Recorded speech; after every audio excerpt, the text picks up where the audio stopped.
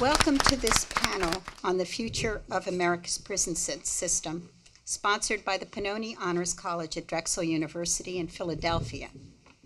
I'm Paula Marantz Cohen, Dean of the Pennoni Honors College, and your host for this event. Welcome to our panelists, our attendees, and our broadcast audience. We have 2.4 million people behind bars in the United States today, 4 times more than in 1980, and the highest incarceration rate in the world. 1 in 5 is locked up for drug offenses, 7,000 youth are in prison for technical violations, and 16,000 people for violating immigration laws. 1 in every 28 children in our country now has a parent in prison. Our city of Philadelphia has the highest incarceration rate in the country, and of the 7,000 people currently incarcerated in Philadelphia, 72% are African American. We will explore the reasons and remedies for these disturbing facts today. So first I want to introduce our panelists. We're very pleased to have them here. I'll start here on my left is Tyrone Wirtz.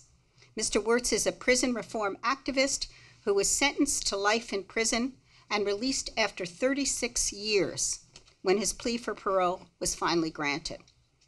While serving his time at the State Correctional Facility at Graterford outside of Philadelphia, Wirtz was president of the Lifers Group and was an early participant in the Inside Out Prison Exchange program, with which he is still very much involved.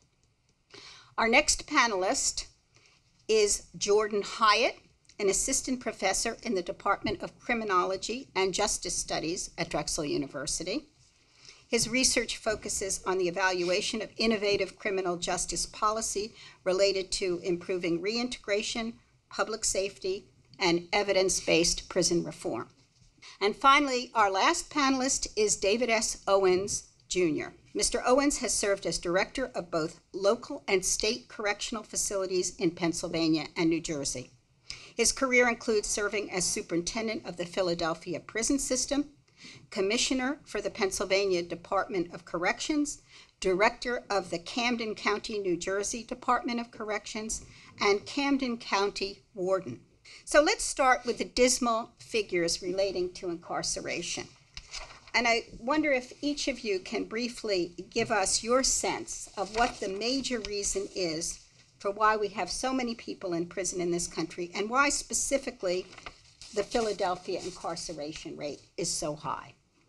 Oh, thank you so much for inviting me to be a part of this panel. Our criminal justice system is really hurting right now. In Philadelphia, actually, I think our the county prison system is down a little bit. It's normally up to about 10,000, it's around 9,000 now. But I think it was born out of the 70s and the 80s when they started this mantra of the war on drugs and war on crime, when actually it wasn't a war on drugs, a war on crime. It was actually a war on people and a war on communities. And so, and those policies that are put in place are still there. I mean, there's some movement in the country right now to end mass incarceration, but I think the big issue on that particular subject is how do we decouple incarceration away from the financial or economic concerns, and that is one of the struggles. So as Mr. Wirtz noted, the population here in Philadelphia is down. That's true for the state as well, over last year and the year before. So we are starting to see some changes in the trends, at least in the overall number of people who are incarcerated in the systems with which we are most familiar here. But the populations are still high. That being said, it's a function, again, as Mr. Wirtz noted, of some policies that were put in place decades ago. And so it's also a function of the way that prison policies are put in place. So it's true that it is a legacy, but it also has to do with the way that we deal with individuals who are involved in the criminal justice system today. And they're very complex environments and factors that influence our lives, including addiction and things like that. Yes, simply put, prison population is not crime-driven, it's policy-driven. The policies that exist, the policies that have been developed, has a lot to do with not only who is in prison, but how long they stay in prison. Mm-hmm. Consequently, our populations are now decreasing. Proof that it is policy-driven, not crime-driven. Mm-hmm. Thank you for that. I think it's interesting, Mr. Wirtz's point, that the war on drugs, the war. The metaphor used is so often so important to the way in which things get implemented. Right. Those of us who are literary know that a metaphor can be so powerful. Right. So changing the metaphor makes so much difference. So the issue of things like mandatory sentences and the relationship of that to, say, plea bargaining. I just was had court duty, and of course my case was dismissed because of a plea bargain, and I hear this again and again, and I wonder to what extent you feel that whole mechanism is part of the problem. Mandatory sentences and then the issue of plea bargaining. Sure. So when we talk about mandatory sentencing, there are a couple of different parts of it. So mandatory minimums set the lowest amount that a judge can give any individual defendant when they're charged with a particular crime. So there have been some changes in the way that mandatories are used. A lot of them have been found to be unconstitutional, especially here in Pennsylvania. But there are folks who are still serving sentences in which a mandatory was involved. But I think the biggest issue with regard to plea bargaining is the mandatory set the bottom of the sentence, but the offer that the prosecutor will make is either going to include or not include a mandatory, or at least have a longer term of incarceration. So it's not just the mandatories, it's just the length of sentencing overall that encourages or facilitates prosecutors to get plea bargains from individuals to take a plea and go into prison without the benefit of a trial. Prosecutors will make a deal and say plead guilty to 5 years probation, and if you go to trial and get convicted, you can probably get 5-10 years in prison. So of course people are going to opt for the option of going straight home and take 5 years probation. But what they don't know is it's kind of a trap, so that any little thing can get you back in front of the judge, and the judge can take back the probation and resentence you to prison. So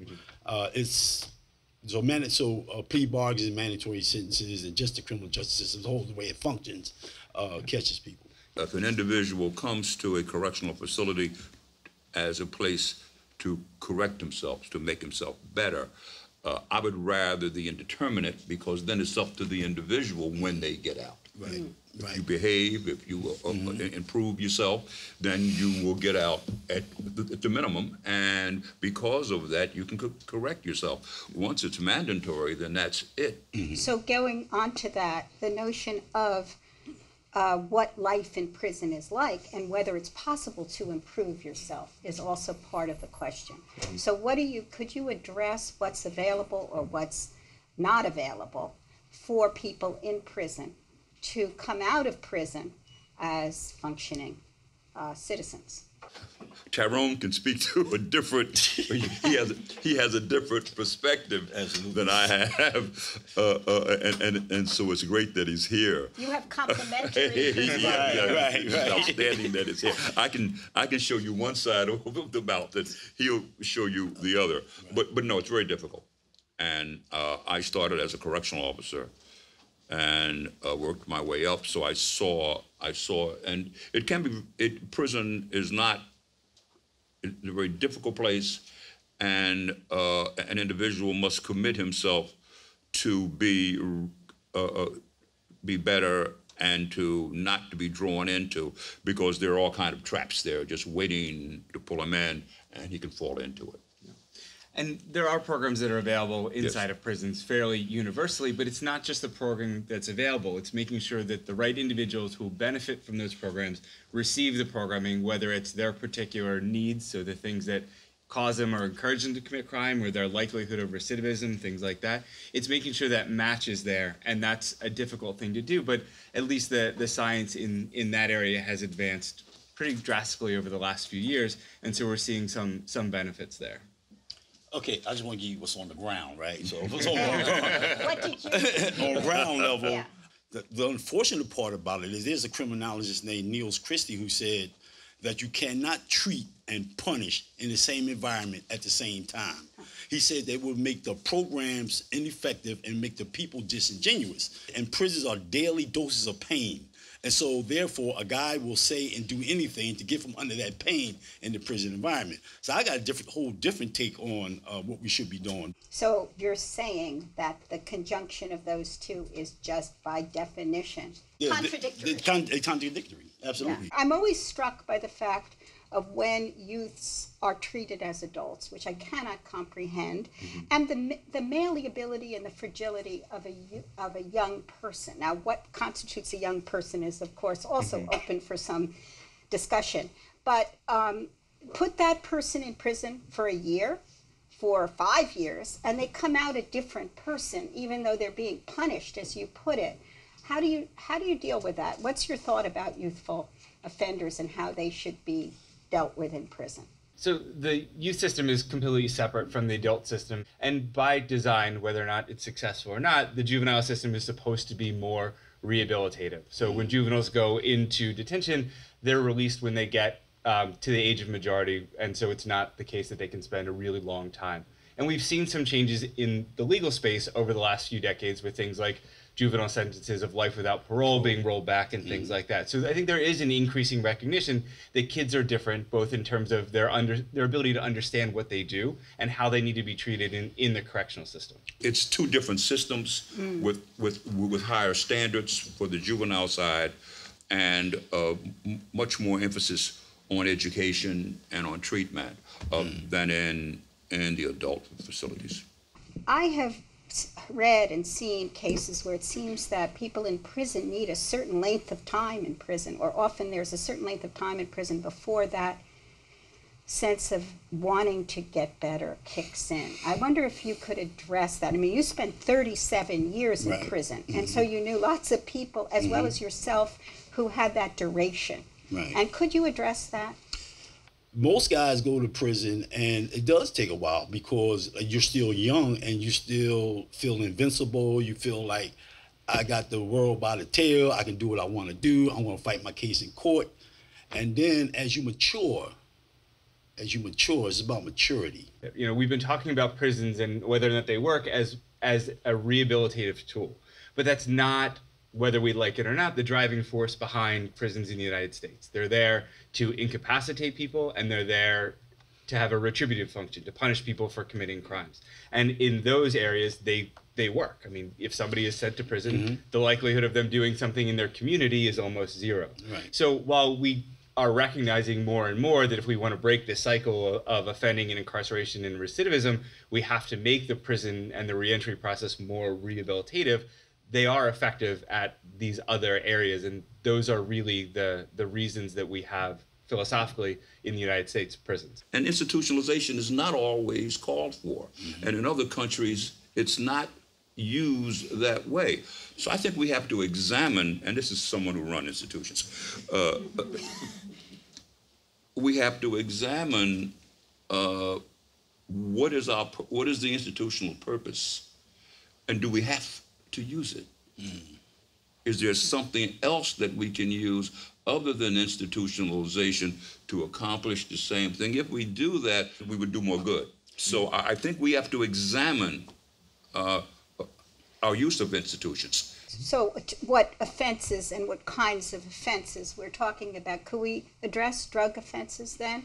And do you feel that that is where, that it's in drug offenses? And it seems there's now, with the opioid epidemic, a new awareness that things need to be recalibrated, rethought. Can you address that? Yes, I was speaking of drug, for example. I mean, recently I went to Louisiana. This is last year. And I went to their maximum security prison. 62% of the people there were African American. And over half the population were serving life. I said, what are they here for? And over 700 of them were there for selling marijuana. Serving life for selling marijuana. Now, for Pennsylvania and New Jersey, we just don't understand that. Right. So I said, well, what happened? And they had the 3 strikes you out. Oh. Well, think of a kid in downtown New Orleans, raised in that environment, selling marijuana, where there's no jobs, where there's where the economy is basically built on a situation like that. That individual is serving life, and I was struck by the high degree of minorities. I've seen young people get involved in drugs and get deeper and deeper involved in it, and suddenly there they are. And when they first come to us, our first action is to detoxify them if they're on drugs. But that's a physical detoxification. Mentally, the craving is still there. I think we should be more involved in treatment at the early stage rather than institutionalization, and that was the point.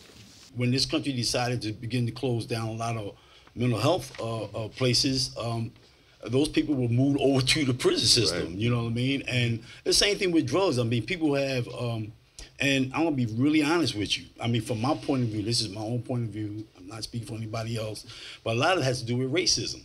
I mean, because when crack was destroying the African-American community, there wasn't no big outcry. It was all about punishment. It wasn't about treatment. We're going to lock these people up and get all the drug people off the streets and put them in prison.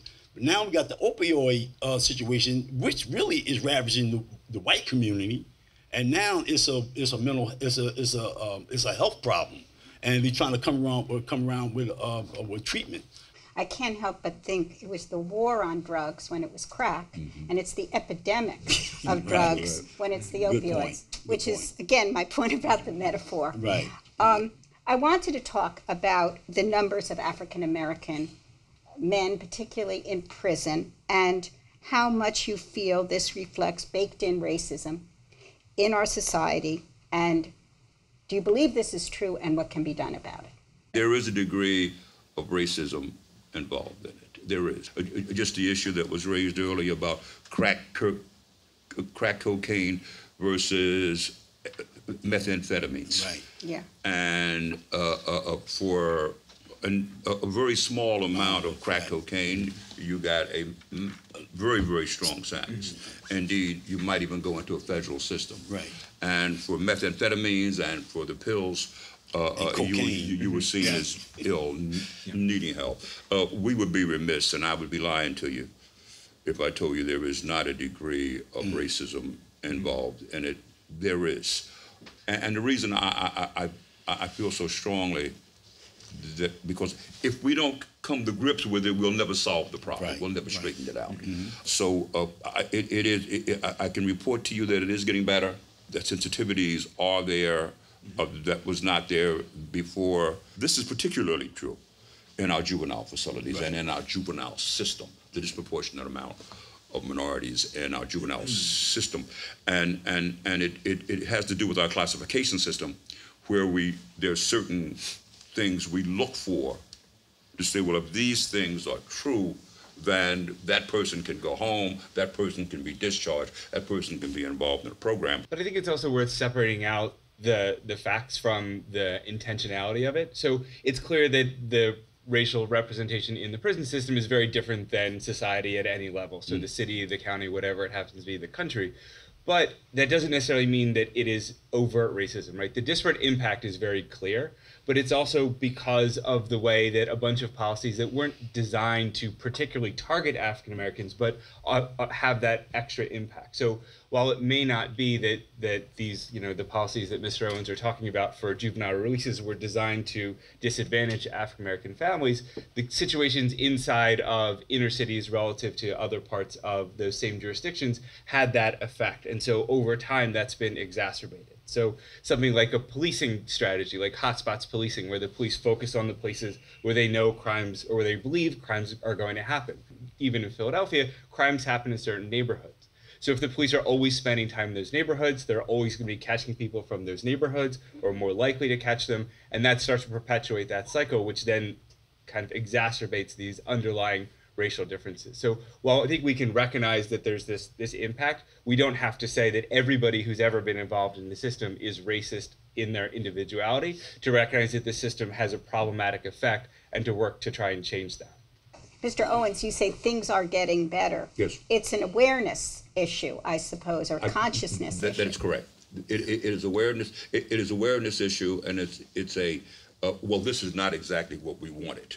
We wanted, but we didn't want this. That and the realization that whether it was intended or not, whether people of goodwill or not, that's what's happening. More minority children and more and we have to address that. We have to, well, wait a minute, where did we go wrong there, and how can we address it?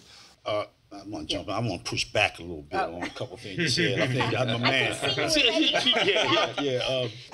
You said that the people who designed this system probably, like, and I think Dave said that the people who write the policy are good intent people, but we can't say that there wasn't a